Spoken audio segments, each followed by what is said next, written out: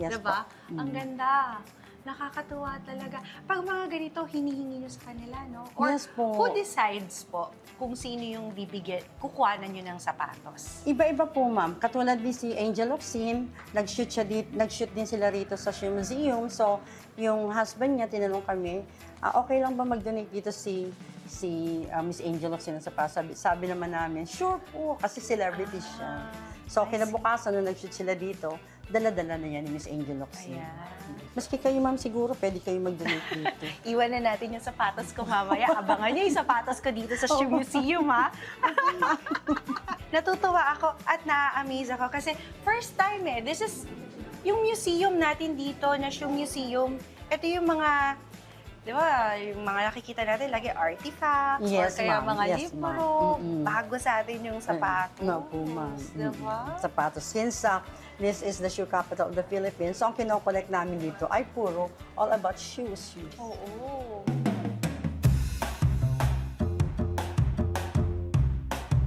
Ma'am, sabi ko kanina, aakyat tayo. Pero bago kami makyat, napansin ko, ang dami po pala nating pwedeng pag-usapan dito sa baba. Kasi very interesting. Nakalagay dito, if you notice, cobbler's tools. Yes, ma'am. When you say cobbler, mga sapatero. So, ito yung mga ginagamit nila noong unang panahon. Noong unang panahon. Di ba? Ang galing, nakakatuwa. So, Opo. very interesting yung itsura nila. Opo, ma'am. Kitang-kita mong nag-rust na sa sobrang tagal.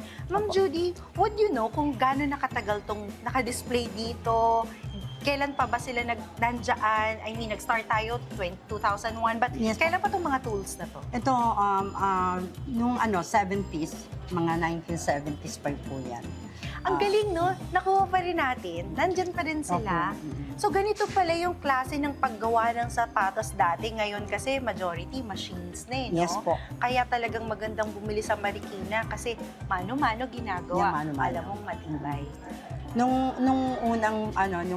unang gawa ng mga sapatos, talagang mano-mano, kaya napakatibay nila. Although matibay pa rin ngayon. Pero ito yung mga original na kasangkapan sa paggawa ng sapatos. Meron dito yung mga, anong tawag dito? Yung mga parang thongs? Ito po, may tawag dito yung parang... Ayan! Pincers, strap Opo, lifter, opo. edge flattening, iba-iba ng klase ng paggawa ng sapatos. Meron ding pang-polish ng shoes. Yes po. Diba? Pag gusto mong ma-block yung sapatos mo. Tsaka hindi lang yun. Ito yung mga, alam nyo, back in the day, pag nanonood kayo ng mga lumang movies, di ba? Yung mga Yes, naglilinis ng sapatos, yung mga bata uupo, tapos lilinisin yung sapatos. Ito yun. Yes po.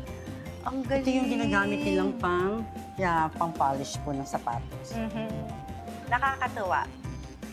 Tsaka napansin ko, Ma'am Judy, no, dito sa gilid ko, ito yung makalumang sewing machine. Yes po. Ay, sewing, anong tawag dito? Machine na ba ito nun? Opo. Machine machine. to, pangtahito po ng ilalim ng sapatos.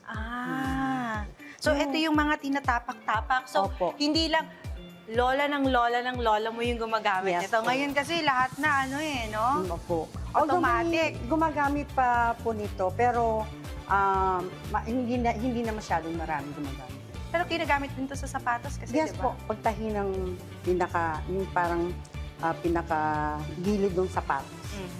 Halika, ma'am, samahan mo ako. Yes, Gusto ko ma'am. na umakyat sa second floor. Pero, ma'am, Okay po. napansin ko, dito sa peripheral vision ko, gusto ko parang itanong sa'yo, may nakalagay, guys, 1930s. So, Yes sobrang po. tagal na. Opo, yung tinatawag na circa 70s, circa 30s. ganun po. Yes, very interesting, nakakatuwa. Parang gusto ko pa sanang itanong, kaso paakyat na tayo dito sa second floor. Kaya guys, punta na lang kayo dito. Okay po, ma'am. Kasi, nakakatuwa talaga yung mga sapatos. Yes, ma'am. Yung mga sapatos po dito sa second floor, these are the shoes made in Marikina by different shoe manufacturers and local shoe designers po. At narito rin po yung mga sapatos na winners of the shoe designing competition in 2014 during the celebration of Sapatos Festival na ginaganap dito sa Marikina tuwing buwan ng November till December. Yung shoe contest po ba, is this yearly? No, before, it was yearly, pero na-stop po ngayon since nung pandemic po, hindi na po.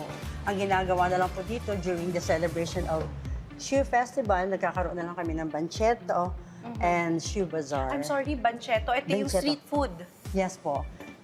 Because ang number one industry po ng Marikina ay shoe industry. Pero we have second industry now here in Marikina, that is the food industry. Kaya po napakarami ng mga restaurants dito. So tuwing celebration ng Sapatos Festival, yung po ang sinashowcase, yung Shoe Bazaar and Mancheto. Oo, It's all kasi about shoes. actually, guys, kung mapapansin nyo, dito sa Marikina, hindi lang naman sapatos ang meron dito. Kahit Yes po. mga pagkain, ang Yes daming po. hidden gems na masasarap na restaurant. Yes po. Di ba? Oo. Galing. Ma'am, napansin ko, ano to? Ang galing ng Ma'am, pagkakagawa. this is an original wall of this building po. Original Galing. wall yan. So ito, nilagyan nila ng acrylic emulsion, tinatawag, para hindi po siya mag-powder.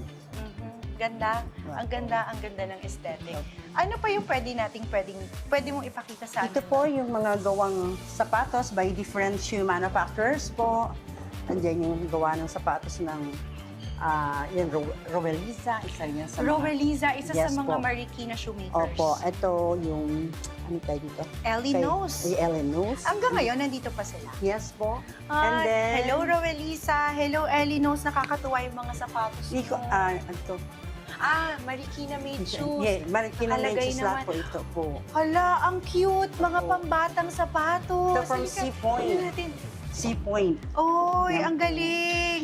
Hanggang ngayon, sana makagawa pa rin tayo. Sana mabuhay yung mga gawang Marikina po. shoes, Yes no? Pilitin nating buhayan, guys. In as much, no, bili tayo ng mga sapatos na gawang Marikina. Kasi tignan nyo naman, hanggang ngayon, Opo. okay pa sila. I'm sure Still, everything okay is pa still rin itong wearable. Sea Point, nag-ano pa rin po sila. Nasa malls ba sila? or- No, meron silang parang showroom and gawaan ng sapatos dun sa Concepcion 1, yung Sea Point. Basta gawang Marikina, gawang Sea Point. At syempre, ibang mga brands din. Basta Yes gawang po. Marikina. Mm. Basta, Gibson. sure yan. Magagaling at Opo. magaganda at matitibay. Opo. Pwedeng-pwede sa mga baha. Baha talaga yung naisip ko.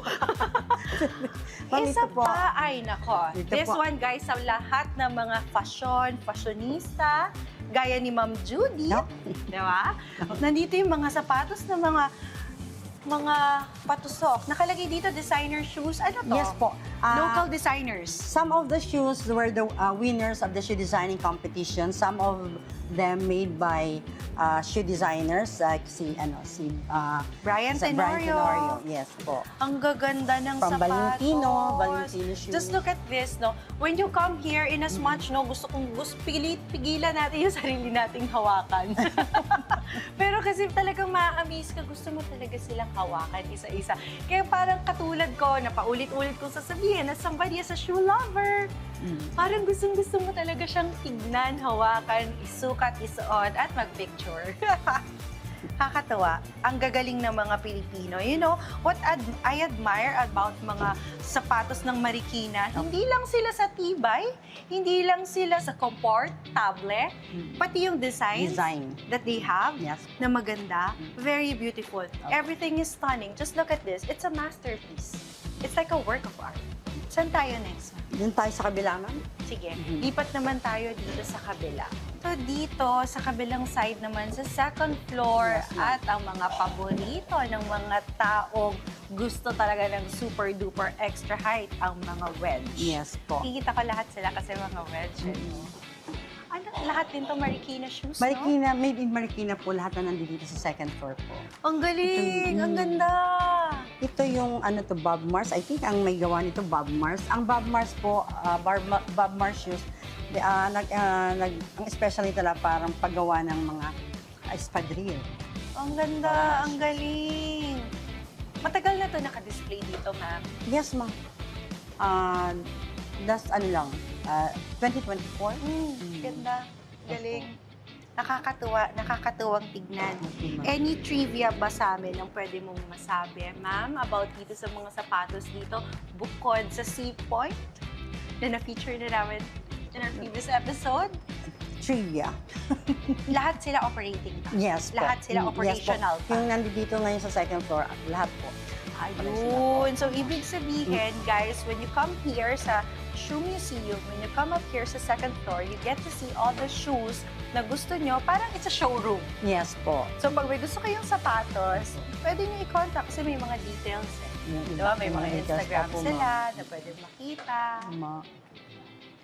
Tapos dun sa side na yon, ma'am, ano namang pwede nating makita dito? Ganun din po, ma'am. Pang ladies shoes po. Ito Ma'am, yung curious ako. Yung mga isa bang sapatos dito, were this hand-painted? Painted, ma'am. Or Pero yung iba, ma'am, talagang tinatahi nila. tinatahi. Like yung kanina, yung sa mga design shoes ng mga designers, hand-painted yung iba. Yes po, opo. Kasi sinali yun sa competition eh. So, kanilang yung creativity nila. Ayan. Ang galing, ang ganda, nakakatuwa. Bisita kayo dito sa Marikina, sa museum, sa shoe museum. Pero ma'am, may bayad ba pumunta dito? Yes, ma'am. Ang entrance fee po dito ay 50 pesos. Kayang-kaya, So, pag senior, PWDs, 40 pesos na lang. If you are outside, Marikina na PWDs and senior citizen, 40 pesos. Pero pag taga Marikina kayo, PWDs and senior citizens, they are free. ayan, And then yung mga 6 years old below na mga bata, they are free also. yun, free. You know, sulit. So kung mapapadpad kayo dito sa Marikina, feel free to visit the place kasi it's very historical. Yes. You get to see the shoes of our former First Lady. Isang topic which is talked about, you know. It's part of our history. Ika Yes, nga nila, opo. diba? Ang sarap tignan ng mga sapatos Opo. yan. Nakakatuwa. Ma'am Judith, maraming salamat sa oras welcome mo po. ngayon sa amin at Opo. sa pag-tour dito. Sana napasaya kita. At sana rin, ma'am, napasaya rin kita. Actually, ang dami kong natutunan eh kasi Opo. this is very interesting. Ngayon lang ako nakakita ng mga ganitong klaseng sapatos. And Opo. you know what? I fell in love again sa mga gawang Pilipinong Yes sapatos. po. Diba? Sana mas mapalakas pa natin. Sana mas tangkilikin pa natin yung mga gawang sapatos na Yes, ma'am. Pilipino. Thank you so diba? much, ma'am. Nakakatawa, nakakatawa. Ma'am, would you like to invite everyone na dumalaw sila dito sa Shoe Museum? Okay, we're inviting everybody to visit us here sa Marikina Shoe Museum, and we're open from 8 a.m. to 5 p.m. And we're open from Monday to Sunday except on holidays. Ayan, at maraming salamat sa lahat ng nanonood sa atin weekly. Dito lang yan sa Metro Escape. This has been your host, Giselle Velarde, and I'll see you guys again next week. Thank you so much. Bye-bye! You guys have to take a look at this part. Diba? Just look at the Galing, ma'am. craftsmanship. It's so good.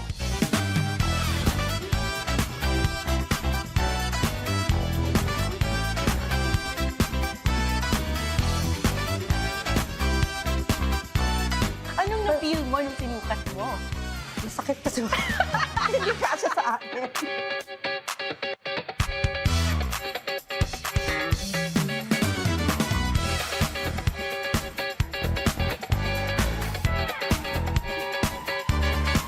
Nakakatuwa yung sapatos ni Noli De Castro. Nandito, nakakatuwa. So, very interesting yung itsura nila. Opo, ma'am. Kitang-kita mong nag-rust na sa sobrang tagal. Hala, ang cute! Mga pambatang sapatos. Ito from Halika, Sea Point. tingnan natin. Sea Point. Oy, ang galing!